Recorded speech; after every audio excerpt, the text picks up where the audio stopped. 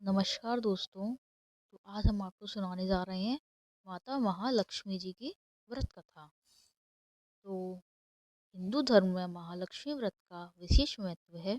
धार्मिक मान्यताओं के अनुसार महालक्ष्मी व्रत को रखने से माँ लक्ष्मी की कृपा से सभी मनोकामनाएं पूरी हो जाती हैं।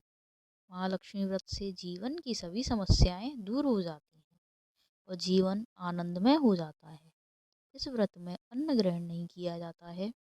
16वें दिन महालक्ष्मी व्रत का उद्यापन किया जाता है। इस व्रत को काफी शुभ माना जाता है। कहते हैं कि विधि विधान से पूजन करने से सुख समृद्धि और धन की प्राप्ति होती है।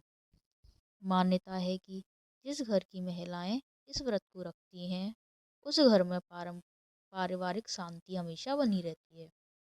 हर साल भाद्रपद की शुक्ल अष्टमी के दिन से श्री महालक्ष्मी व्रत शुरू होता है। यह 16 दिनों तक चलता है और इस व्रत में माँ लक्ष्मी का विधि विधान से पूजन किया जाता है। तो माता लक्ष्मी की कथा हम आपको सुनाने जा रहे हैं। तो वो कथा इस प्रकार है। एक गांव में एक गरीब ब्राह्मण रहता था। वह हर दिन विधि विधान से भगवान विष्णु का आराधना करता था। एक दिन उसकी भक्ति से प्रसन्न होकर भगवान विष्णु ने उसे दर्शन दिए और ब्राह्मण से एक वरदान मांगने के लिए कहा। तब ब्राह्मण ने उसके घर माँ लक्ष्मी का निवास होने की इच्छा जाहिर की। तब भगवान विष्णु ने ब्राह्मण को लक्ष्मी प्राप्ति का मार्ग बताया। भगवान विष्णु ने कहा कि मंदिर के सामने एक स्त्री आती है और वह यहाँ आकर उपले थापती है। तुम उसे अपने घर आने का आमंत्रण देना, वह माँ लक्ष्मी है। भगवान विष्णु ने ब्राह्मण से कहा, जब माँ लक्ष्मी स्वयं तुम्हारे घर पधारेंगी तो घर धन धान्य से भर जाएगा। यह कहकर भगवान विष्णु अंतर्ध्यान हो गए।